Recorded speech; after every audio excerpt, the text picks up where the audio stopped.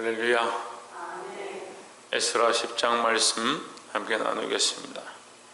이제 에스라 말씀도 오늘로 마무리가 되는데, 에스라 말씀의 시작은 하나님의 언약의 성취로 시작되어졌습니다. 10장의 마무리될 때는 이 회개로 마치는 것입니다. 회개로 마친다는 말은 하나님은 언약을 이루고 계시는데 인간들은 자기의 욕망을 추구하고 있다, 이렇게 볼 수가 있습니다. 그렇지만 에스라가 그것을 알고 어떻게 하느냐?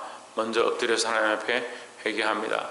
그러면 에스라가 죄가 많으냐? 에스라도 이방 여인을 취하고 범죄해서 하나님 앞에 회개하느냐? 그렇지 않습니다. 하지만 에스라가 선견자로 섰고 주의 말씀을 알기 때문에 그 말씀을 아는 자가 먼저 하나님 앞에 엎드려 회개했다라는 겁니다. 교회 안에도 왜 다툼이 나느냐? 서로 각자가 먼저 죄인인 줄 알고 하나님 앞에 엎드려서 회개하면 내가 하나님 앞에 잘못했습니다 하고 엎드리면 될 것인데, 서로 네가 잘했다 내가 잘했다 그렇게 하니까 다툼이 나는 겁니다. 우리는 하나님 앞에서 항상 회개하는 자세, 다른 영혼을 위해서 회개하고 교회의 문제를 위해서 회개하고 모든 문제의 원인이 나임을 기억하고 하나님 앞에 회개할 수 있는 자들이 되기를 주의 이름으로 축원합니다. 10장 1절에 에스라가 하나님의 전 앞에 엎드려 울며 기도하여 죄를 자복할 때에 했습니다. 그렇죠. 에스라가 죄가 있어서 회개하는 것이 아니라 백성들의 죄를 놓고 하나님 앞에 엎드려서 회개를 했다. 그래서 하나님 앞에 서면 우리가 사실은 기도할 수밖에 없고 하나님 앞에 서면 사실은 회개할 수밖에 없다. 이것은 늘 기억해야 된다는 겁니다. 회개하라 이렇게 하면 자기가 뭐 회개할 게 있느냐 이렇게 하는 사람들이죠. 자기 죄도 회개할 게 없고 백성의 죄도 회개할 게 없고 교회를 위해서 회개할 것도 없고 가족을 위해서 회개할 것도 없고, 그러니까 뭘 하나님 앞에 서 있는 게 아니고 자기밖에 못 보는 거죠. 우리가 하나님 앞에 서면요 정말 죄인임을 보이는 거예요. 하나님을 바라보니까 나의 죽을 죄인의 모습을 보는 겁니다. 이사야 6장 말씀 가운데 이사야가 하나님의 영광을 봅니다. 하나님의 형상 자체를 정면으로 본 것도 아닌데 하나님의 영광을 보니까 그가 두려워서 오라 죽게 되었다 이렇게 얘기합니다. 왜 죽게 되었느냐? 멀쩡하게 잘 살아있고 자기가 하나님 앞에 부름을 받은 자인데 어떻게 죽게 되었느냐? 근데 하나님의 영광을 보니까, 하나님의 영광을 보고 하나님 앞에 나아가면 나아갈수록 내가 죽을 수밖에 없는 죄임을 보게 되는 것이 당연합니다. 근데 왜 죄가 없다고 생각하고 자기가 문제 없다고 생각하느냐? 하나님을 보지 못하기 때문이다. 하나님 보면 볼수록 그 앞에 우리가 죄를 발견하게 되고, 또 하나님 바라보면 바라볼수록 이 나라와 민족과 교회와 내 주위의 가족들을 위해서 함께 자복할 수밖에 없다는 것을 기억하시기를 주의 이름으로 축원합니다. 죄를 자복할 때에 많은 백성이 심히 통곡하며 이스라엘 중에서 백성의 남녀와 어린아이의 큰 무리가 그 앞에 모인지라 했습니다.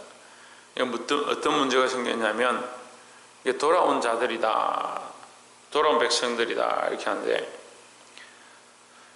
바벨론으로 포로로 갔다가 돌아와서 하나님 앞에 서니까 이 언약의 말씀 앞에 자기들 비춰보니까 이방 여인들 취한 것이 이게 참 큰 문제다. 이게 이방 여인들 취하고 심지어는 자녀까지 낳았다.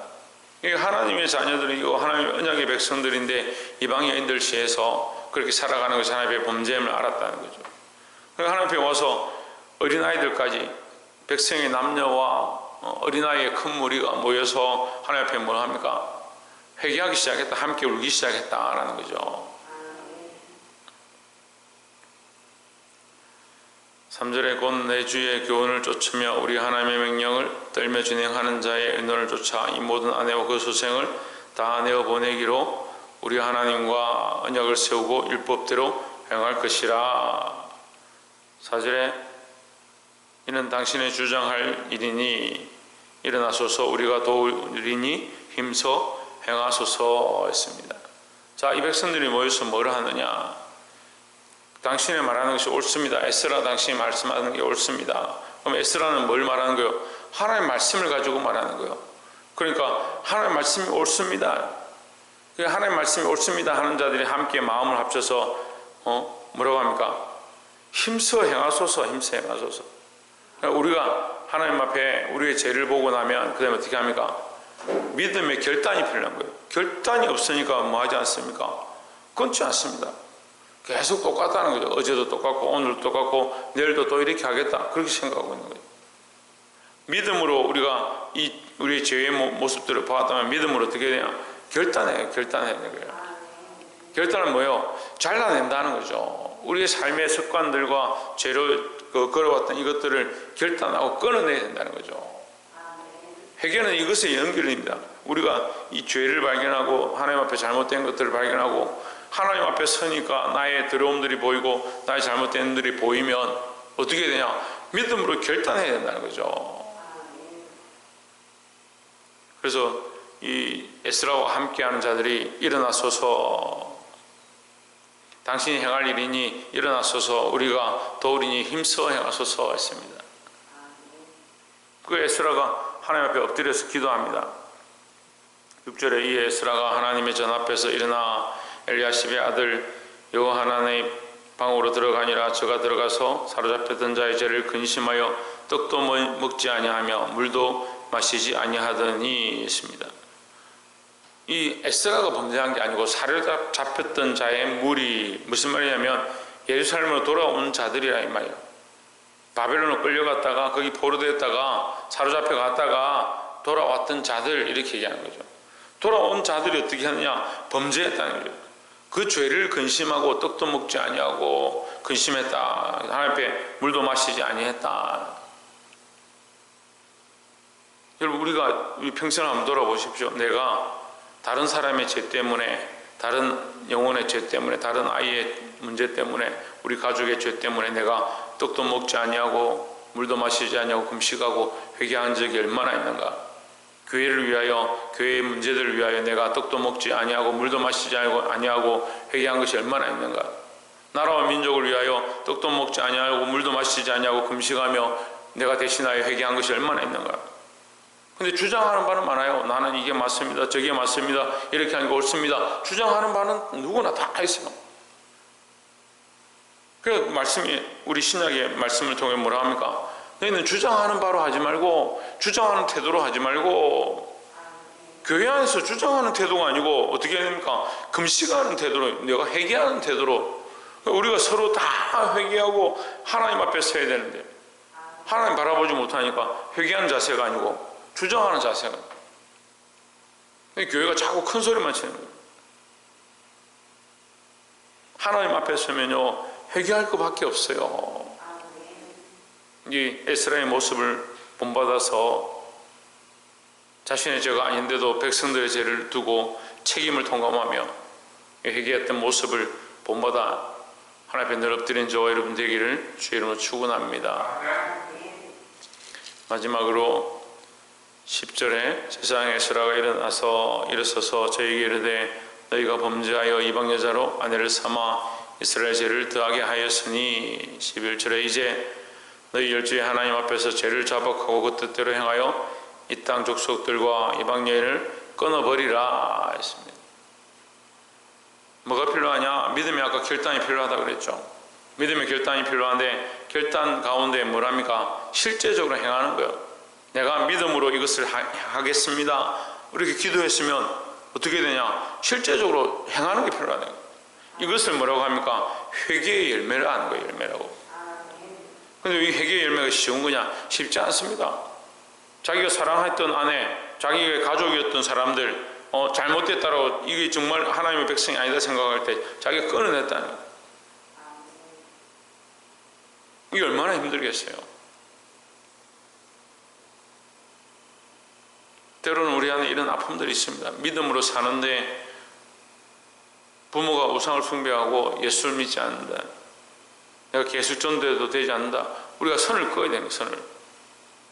선을 그어라 이렇게 하면 연락도 하지 말고 완전히 단절하고 딴 사람처럼 지내라 이 말이 아니고, 내가 그 부모의 죄를 위하여 기도하고 하나님 이 부모를 용서해 주시고, 제가 지금 실제로 하고 있는 것에 대해서 지금 여러분이 얘기하는 거예요. 이렇게 하면 간증이 되겠네요. 이 부모가 믿음으로 나오길 원합니다. 하지만 그 죄에 지금 사로잡혔던 것에 내가 끊기를 원한다. 끊는 자세가 필요한 거죠. 여인을 끊어버리라 했으니까. 끊었으니까 나는 그냥 버려두고 있느냐? 그렇지 않습니다. 다시 돌아오기를 위하여 기도하고 하나님 앞에 엎드리는 거죠. 14절에 이제 온 회중을 위하여 우리 방백들을 세우고 우리 모든 성읍의 이방 여자에게 장가든 자는 다 기한에 본성 장로들과 재판장과 함께 오게 하여 우리 하나님의 이 일로 인하신 진노가 우리에게서 떠나게 하소서 하나 했습니다. 근데 이것에 찬성하는 사람이 있고요, 반대하는 사람이 있어요. 15절에 보면 오직 아사엘의 아들 요나단과 디가의 아들 에스야가 일어나 그 일을 반대하고 모술람과 레위 사람과 삽보대가 제 일을 덮더라. 이 사람들 연합회가 뭘 하느냐? 이거 반대하는 겁니다. 이 일을 반대하는 겁니다. 우리가 이거 잘 살고 있는데 왜 우리를 이렇게 하느냐? 너희는 잘 살겠지만 하나님 앞에서 이것이 선하지 않다는 거예요. 하나님 앞에서 우리가 서야 되고 하나님께서 우리를 다시 돌아오게 하셨는데 하나님의 은혜를 입고 어떻게 살겠느냐?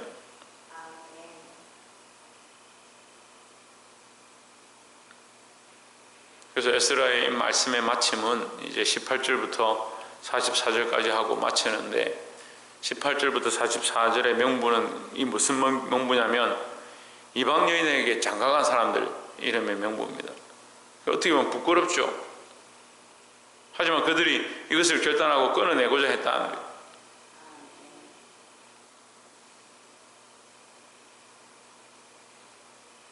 여러분, 우리가 죄 없는 사람이 없어요. 다 죄인이죠. 이거 끊어내고자 하는 마음이 있어야 된다는 겁니다. 그래서 우리가 말씀을 맺으면 하나님 앞에 서면 내 죄가 보이고 하나님 앞에 서면 백성들의 죄가 보인다. 그럼 내가 하나님 앞에 뭘 해야 되냐? 이 보이는 죄들을 놓고 회개해야 된다는 겁니다. 또한 회개하는데 뭐가 필요합니까? 믿음의 결단이 필요합니다. 믿음으로 내가 끊겠다고 하는 각오들이 필요하다라는 거죠. 믿음의 결단을 하고 또한 삶에 나가서 이 실천을 행하는, 말씀대로 행하고자 실천하는 것.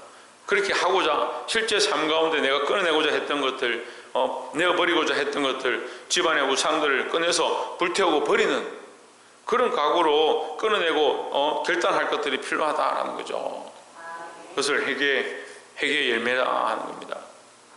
어떤 사람은 회개에 합당한 열매를 맺으라 이렇게 하는데, 여리고성을 정벌할 때 여리고성이 무너졌습니다. 그것은 회개의 열매다 하는 거예요. 근데 그 회개의 열매를 가지고 승리를 얻었습니다. 승리를 얻었으면 그 열매로 하나님 앞에 돌리면 되는데 어떻게 합니까? 빼돌려서 취하는 거예요. 이거 합당하지 않다는 거예요. 죄를 지어서 하나님 앞에 회개했습니다. 그러면 다시 거기 돌아가면 안 되는데 그 찌꺼기를 남겨두는 거예요.